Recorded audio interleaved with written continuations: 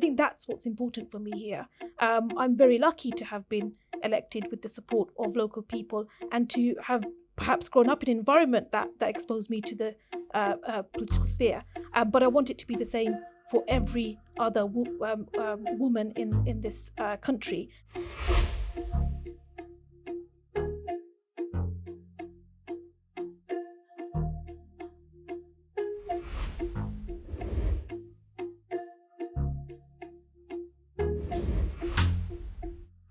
Good morning, I'm Frances Scott, founder and director of 50/50 Parliament, and it's such a pleasure to be hosted today by Chamber UK on their political sandbox. 50/50 Parliament is an organisation that is here to inspire and help women progress in politics. So it's a real pleasure this morning to have Apsana Begum MP with us this morning and Drummond MP here to talk about their lives, their political lives, and to help inspire other women to take the plunge into politics and to work towards elected office.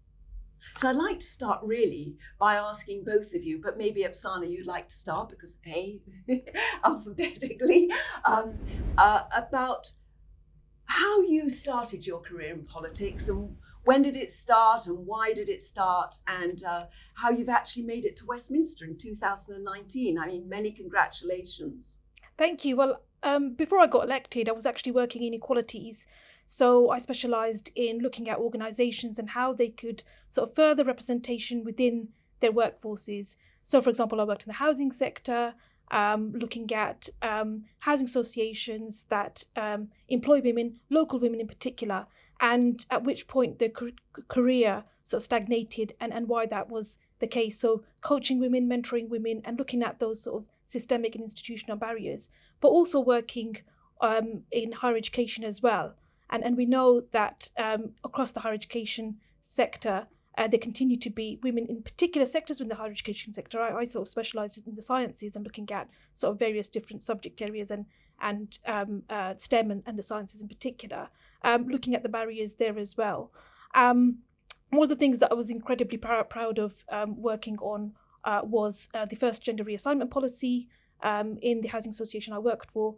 And the work that I did in my day-to-day sort of 9-to-5 job also sort of translated into looking at the wider local picture. And I was proud to be involved in a campaign alongside local women to try and save our local nurseries from closure, and really looking at the dynamic in terms of the representation of women in the labour market, the representation of women in work overall, and looking at the barriers that they face, including around childcare.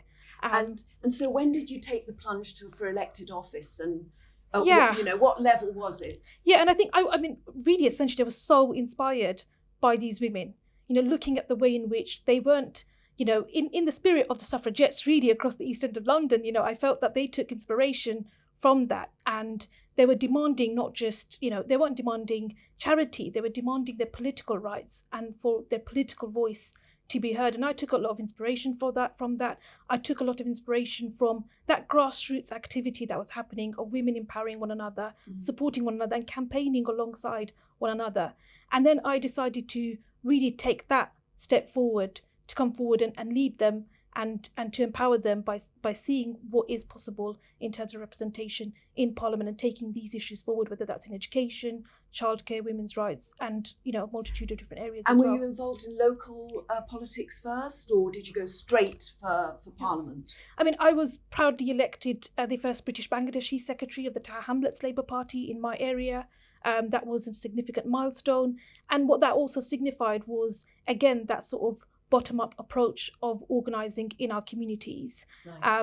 And in that, I would say in that true East End spirit, but also just understanding that in order to really achieve, in order to really fulfil our, dreams, desires as a local community, we needed to participate in the political processes, and really fight head on those barriers. Did you achieve a seat on council? Were you on the local council? I wasn't actually. I hadn't stood for council before. I had some exposure to that. I was lucky enough to have a feminist father who was very encouraging of his 6 daughters to get involved. Wonderful. And it was incredible to have that sort of, that sort of role model. I think early on in life, in a man in particular. So it was local party activism, and then you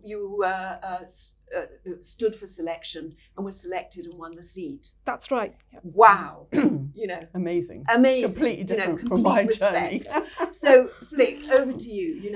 How did you get involved in politics, and what was your journey? I think most women do get involved because of the local community. So I was very much the same, and I was looking at local schools for my children and decided they weren't good enough, and they weren't good enough for my children. They can't be good enough for everybody else's. So I trained to be an Ofsted inspector so I could find out. But I started off being a councillor in Winchester, city councillor in Winchester. And that's a great training ground if you want to take it further. But it's also a very good job in itself. I love being part of the community, knowing what's going on in the community, and finding out first what's going to affect your residents. And so I do recommend being a local councillor because it's just a brilliant job. I then got on the parliamentary list in 1998, the same time as George Osborne. We were on the same. I don't know if you do the same, but we have a parliamentary board. You go away for about 2 days and you get tested and psychologically analysed, etc.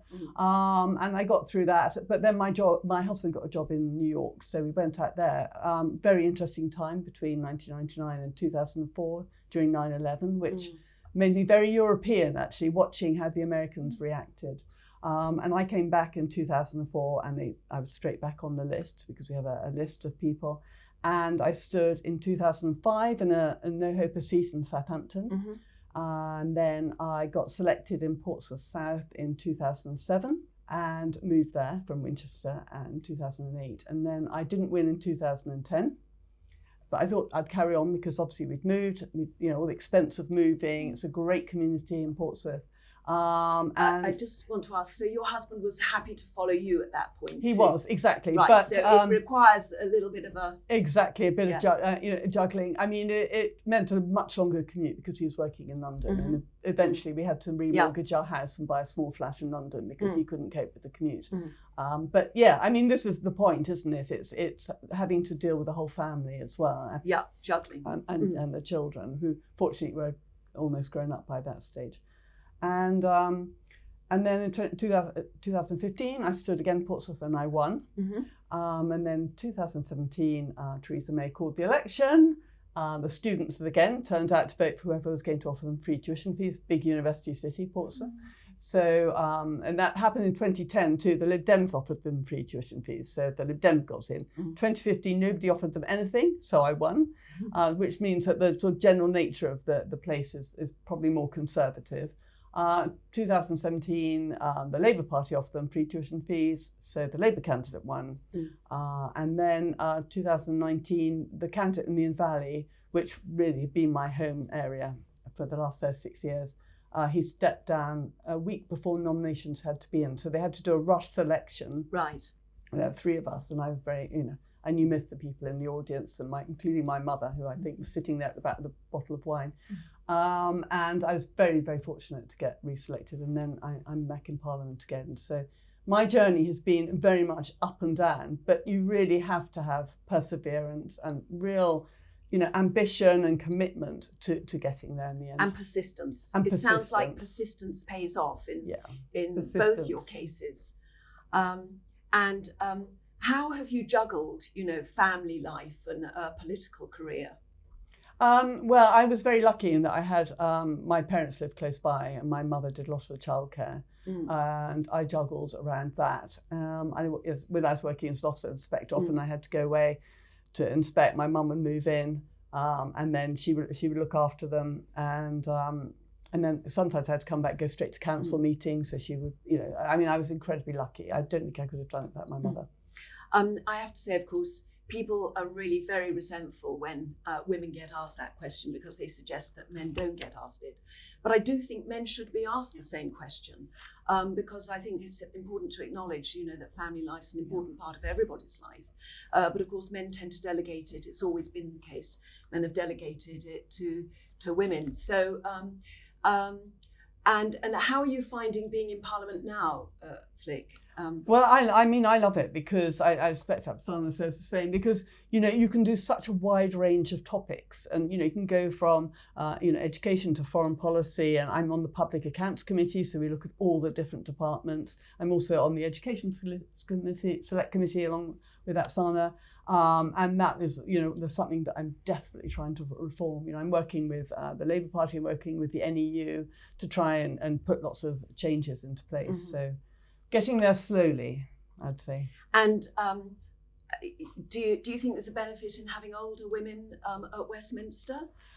I do. I'm sure I you agree probably with that. you may have a different. But yeah, no, I think it's great because my children are grown up. I can concentrate on this now.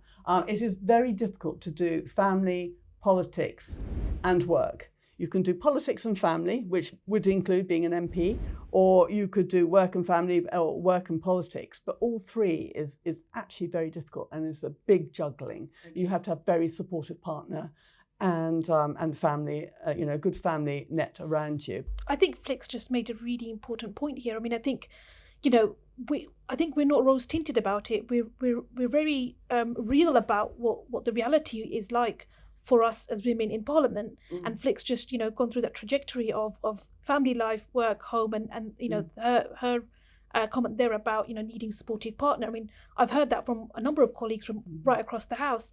But I think it's amazing that, to be at the age that Flick is, to then also look at the situation and how to make it better for others to come forward in the future. We may not have had, the best measures in place, but what we can do from where we are right now, being in Parliament, whatever age we are, is to bring, to look at our own experiences, look at our colleagues, and look at how we can make things better for the next generation. And I feel strongly about that as a 33-year-old in Parliament. I came in when I was 29, so definitely at the younger end. I know that the 2019 intake of MPs from all different parties made it the most diverse Parliament ever. I'm very proud of the fact that the last shadow cabinet going into the 2019 general election was one of the most diverse ever, including, I think it was 45%, if I'm not mistaken, women in the shadow cabinet. There is a cumulative effect that happens, where there's, more representation leads to more representation is what I think. And, whilst that shadow cabinet didn't get elected to form government, it did result in a number of women, including myself, the first hijab-wearing MP in Parliament, to get elected. And I think that sends a strong, signal out there across the country. So, Flick, it's wonderful to hear that it's good to be an older woman at Westminster, now that you've sort of, your family responsibilities are less pressing. So coming to you, Apsana, being a younger woman at Westminster, how do you think we can ensure that younger women can also participate? I mean, what are the infrastructure requirements?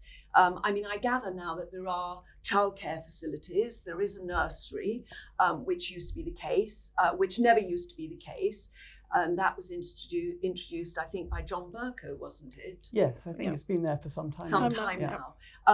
That's a useful thing. What other improvements have been made, do you think, that have made it possible for young parents to participate in politics at the highest level? I'm not sure about young parents. I don't have children myself, but and I feel like my personal journey has been quite unique in itself, being somebody who's divorced, who's spoken in Parliament about being a survivor of domestic abuse, but also being part of a generation that I think grew up against, the policies of austerity and the impact of that, whether that was the rollout of tuition fees, and the various different financial constraints that I feel like my generation have had to contend with, and what that meant overall in terms of, being able to dream in the way that we used to be able to do before, or that my sister generation were able to do.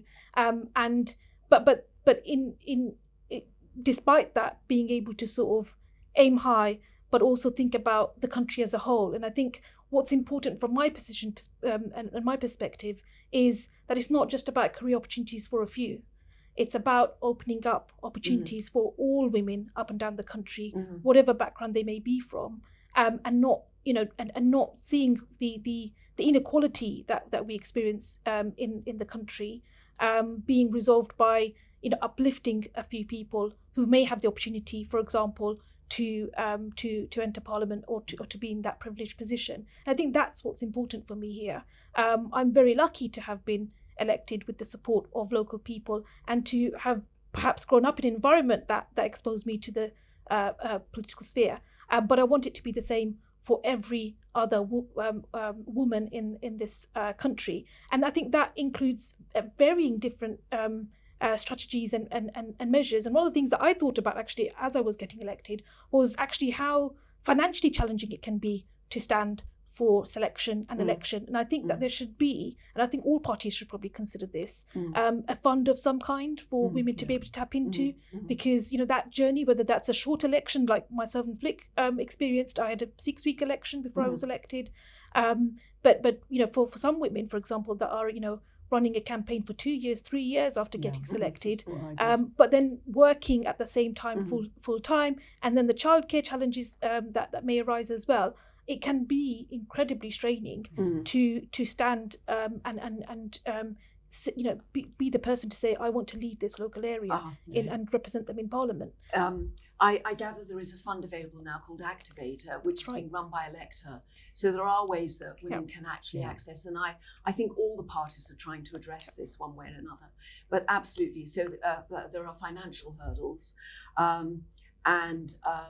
I mean, there are other barriers. I mean, social media, this kind of thing. Have you any advice about how to overcome some of these barriers or these hurdles that women face? And sadly, there are higher hurdles for women than there are for men in terms of social media, trolling, etc. They are. I mean, it is equally as bad for men. But what really worries me about social media is it's stultifying discussion, because so many of us now are really worried that if we start talking about transgender issues, for instance, we might then get a flurry of hated, male, hate mail and trolling, and some of my colleagues do suffer from that. But I mean, again, you just have to develop a big hide, rhinoceros hide of a person to be able to survive this. And I think that's quite important. You have to be robust in politics. You can't be a wilting flower. And which is a shame, because everybody has their part to play in Parliament, but it is a very rough and tough business at the moment, and I think social media hasn't helped that. And what's your feeling about that, Apsana? What solutions do you have to offer to this social media? I mean, I think every parliamentarian that I've spoken to, and every colleague that I've spoken to, has come into Parliament with a very strong why, a very strong purpose as to for why they wanted to represent their areas, why they came into Parliament, and specific interests that they also have that they want to champion on behalf of their constituents. And I think it goes back to that a little bit, because the social media sphere, I think, can be quite polarized, and as Flick said, I think it can sort of seem a bit black and white, but there is a world outside of that. I think that's the first thing. And I think secondly, actually, isn't it interesting that women's leadership, not just nationally but globally, I think when we talk about it, really references leadership styles and qualities around consensus, building consensus, diplomacy, and we talk often about those things being successful traits of leadership, and we find them often in women than we do in men. And I think that's quite interesting overall as well, because whilst the social media world might be quite polarized and might sort of pit communities against each other, and it may sort of seem like that's where all the energies are being sucked into, I think if we look in the real world, there are really great examples of leadership in the UK and across the world as well that we can draw inspiration from. What I loved your story about your father inspiring. What did you? How many daughters? 6. 6 daughters. 6 daughters. daughters. Brothers? So 1. So isn't that wonderful? So I mean, do you think men have a part to play in encouraging women to come forward and perhaps dealing with detractors? Absolutely, and I think if there's we definitely need to make sure policies and measures that we implement, do allow men to be able to sort of take part in childcare, for example, that's paternity leave and other measures. But I often think in politics, perhaps one thing that men could do is probably, demonstrate leadership or demonstrate respect for women by also being willing to sort of give up space. So sometimes it's not about what they do, but it's about what they don't do. And you mentioned my father, my late father. That's something that he demonstrated really well. It was about being able to say, okay, I'm not going to participate in this because I'm going that. And it's giving up that space and being able to leave that chair empty for someone else. It sounds a bit old-fashioned, but a true gentleman opens the door and offers his seat. Yes. Now, isn't this what we need in Westminster? Yeah, I think you'll find there's much more, collegiate, engagement in Parliament actually than you see outside. So there's a lot of cross-working as well, and that makes it much more interesting too, because both of our parties are quite a wide range of views, and each party is a wide range of views, and sometimes they overlap, and that's where the men and women can work quite closely together on just individual projects, and that works so much better, I think, because then you actually get something, particularly in the select committees. You will come out with something which will make a major change. And that's cross-party, cross-gender working, because we can all see the benefit of it. Right, so there's much more collaboration than might appear at question time. Yeah, well, PMQs is just that's the sort that's of. what I'm talking about. PMQs. There's lots. It's a bizarre half an hour when all the teams. I suppose it's like having two teams that you're trying to energise, to get behind your leader. But you watch any of the other debates, and they're very rarely like that. Very rarely. So what you're saying is that there's a lot more collaboration than we witness at PMQs, but that's very and I think that's really important too, because that's what people want to know, that people are coming to a decision and they're going to change policy. And if we have a change of government, some of the policies they want the other government to carry on anyway. So it's very important, I think, that we work across the party a lot of the time. So I'm going to ask you now, why do you do this job? What do you love about it? How can we inspire other women to want to stand and get involved in the fray? Because it's so important to have women's experience and voices, in the corridors of power. So what is it that gets you out of bed every day and walking into Westminster? I mean, there are several things, I think. The first thing is that it is amazing to be able to change policy and affect people's lives. That's the biggest thing you can do. It's very frustrating. It takes a long time to do sometimes, or sometimes they're very quick wins as well. The second thing is that I don't think people think about it. It's a very flexible job. So you can decide what debates you want to go and join in, or what committees you want to do, or what you want to do. And obviously, and you've got to represent your constituents too. But you can organise your time as to how you want to do it. And I think that is really, it's one of the things I like most of all, because I know that I can do things that I'm really interested in. We'll have teams of people. We've got amazing staff who help with the constituents in particular, and doing research and things. So we sit there with a group, and we can really concentrate on things that we're really interested in. And that, I think, is the best thing about the job. So what is there any particular piece of legislation or work that you're involved with at the minute that you're kind of proud of? So I run with Jess Phillips something called the APPG on Women and Work, and we're looking at lots of different things, and we produced a report. In fact, we just produced one last week, and looking at specific barriers to women in work. And the one that we've talked about recently is things like the menopause, the gender pay gap, etc. But the first one that we did was about flexibility and women returning to work. We're just about to look into that again, because I was on the Women and Equality Select Committee, and it was, if you've been out of work for more than 6 months, it's very difficult to get back into work. So we are now trying to we got 5 million from the Chancellor to put a project into place. I'm not quite sure where it went because I then lost my seat. But we're doing that again, and we're going to look at why you need to justify the fact that you've had a year or two out to look after children or to an elderly relative.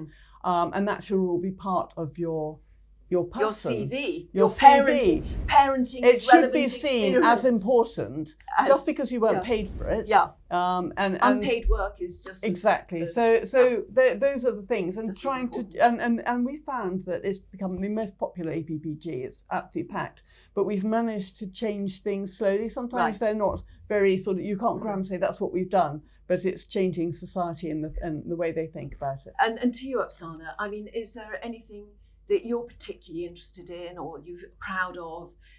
You feel that you're making a difference by being there? Yeah, I mean, I have very strong views on education. So I sit on the education committee just alongside Flick, and I think it's the mechanism through which we can inspire the current and future generation in our country, by equalising things, by making things more fair and more just. And, more broadly, I mean, I take a lot of inspiration in what I do from the past and how, we can navigate our futures through the lessons of the past as well. So, in my area, in the east end of London, the suffragettes were campaigning, just over 100 years ago. And I often think about that, and I often think about, what they had to do so that we could enjoy the freedoms that we have now, perhaps some of us take for granted. And I think, I know this little quote from when the late Tony Benn put up the little plaque, illegally, as he said, in Parliament of Emily Wilding Davison, and he says, Parliament should be a workshop, not a museum, because he was in reference to the statues across Parliament. And I think that's what we must be, when we are parliamentarians. We need to look at what we are leaving behind for a future generation, making things better so they don't have to have it as difficult perhaps, but then they can take things even more forward than we have up to now. So I'm loving what I'm hearing from you, that being in Westminster means that you can actually help build a better future for people everywhere, and that actually it's a nice job to do, in that you can choose what you want to do. In fact, there are quite long holidays. Dare I call them holidays? They're not holidays. What do you call them? They're called recess. Which means that you can work in your constituency. You don't have to be in London during that time. But you will find that people either go on trips to find out more, or they will be running around their constituency, meeting people, having surgeries, and holding forums, etc. So we do tend to. I think most people have time in August, but even then in August people are doing tours around their constituency. So yeah, I mean, I remember my first 2 years, I probably had 1 week off, I think, or 2 weeks off in the whole year. I'm a bit more careful about that now. Right. I think, well, I think we all need a break, because if you don't have a break, you just, your brain just does not function. Yeah. I don't know about you. Yeah, I mean, I think it's the same. I think we all sort of need to take time away in whatever role we do to be able to gain a bit of fresh perspective, just get a bit of energy back. And I think, as Flick said, recess is a time for us to really connect with constituents, maybe attend some events, champion some specific local causes, find out a little bit more about some issues at a local level, and perhaps do some research and catch up on reading other bits that you might not be able to do with the intensity of Parliament when it is sitting. But there are it's a huge privilege and honour to be in a position of power and responsibility, and I think we recognise that on the whole. I think people do this and choose to do this because they have a strong purpose and a desire to represent people really well. So at the last election in 2019, 104 Labour MPs were elected, which made it 50-50, 51% of the Labour Party. Conservatives didn't do quite so well. No. I think only 24% of their MPs were women. But after the Neil Parish incident, watching pornography in the lobbies, Oliver Dowden, who was then chair of the Conservative Party, said that at the next election, they wanted 50% of their MPs to be women. Yeah. So they've got to double the number. How is that going to be achieved? I mean, the sound bites coming out of all party leaders are great. I mean, so they're all saying they support 50-50 Parliament, and they want 50% of MPs and elected officials to be women. How are we going to ensure that happens in the Conservative Party, do you think, Flick? Well, we don't have all women shortlists. We did say at one point that if we got to 2030 and we didn't have 50-50, but we wanted to bring it earlier, actually. Maria Miller has been working on this I'd just a like lot. to point out, though, that in fact in Canterbury you did have an all-women shortlist because all the best candidates were women. Absolutely. So that's what we want. Yeah, exactly. So it's possible to have all-women shortlists. It is possible to have all women. And statistically it should be expected. Yes, exactly. Some of the best candidates are women, and at the very least, don't you think they could have 50-50 shortlists? Yes, they did do that at one point. They had 50-50. And, you know, we very much a democratic party. It's up to the local members to decide who they want. But, you know, there is, it's still very, very disappointing. We've just got to keep bashing on it. But, you know, I mean, the Labour Party have really shown the way. And I think you had all women in shortlist, didn't you? Yep. And if we're not going to get there very quickly, then I think we're going to have to go down the same route. I cannot see an alternative. Right. But I mean, to my mind, 50-50 shortlist should at least be considered because women need the opportunity to stand on the platform. And more to the point, the selection committees need to get used to seeing women who present as possible MPs because they're not really used to it. Anyway, we need to help the women too, you know, in their presentation skills. We've got Women to Win. In fact, this evening I'm spending a couple of hours mentoring some women who are candidates. Right. And they present what they're going to say, and then we give them feedback, etc. You know, sometimes these speeches, you know, they do a speech at the beginning and then the questions doesn't work for women particularly. I think if they went straight into questions, we're very good at that. But having a barnstorming speech is much harder, I think, for women. And I don't know why that is, because, you know, we're perfectly capable of doing it. But I think it's the fact that men have that much more confidence. They think, well, you know, of course you need me. Whereas women says, well, you know, I don't know if they're going to need me or not. You know, if they really want me as their candidate. We're trying to get away from that and really prepare women much more for when they go through the selection. Yeah.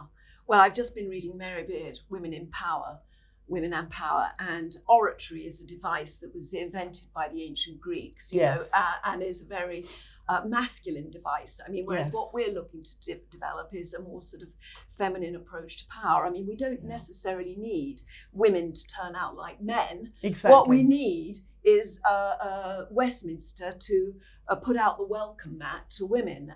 It's the only way, but we need to encourage people. We need to ask more women to come forward. And we need to look after them when they're here. Yeah, absolutely. So given that this sandbox, this political sandbox, is to mark International Women's Day, and this year the theme is centred around innovation and technology for gender equality, it was interesting during lockdown how suddenly even Westminster managed to embrace digital and which suddenly made democracy actually more accessible. There was one young SNP politician who was talking about standing in the largest constituency that we have.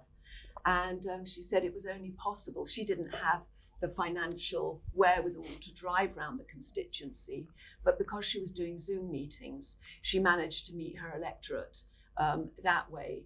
Others, I think Wendy Chamberlain, who represents the Scottish constituency, said she found it very useful being able to communicate with Westminster digitally and using Zoom and other platforms for that purpose. So do you think there are some things we can embrace that might make Parliament more accessible, democracy more accessible generally, but particularly for women?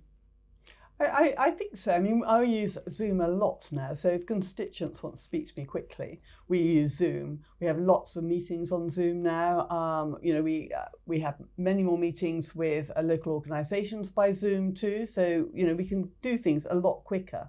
So it has worked. As far as voting things, which is the other thing that people say, why don't you vote remotely?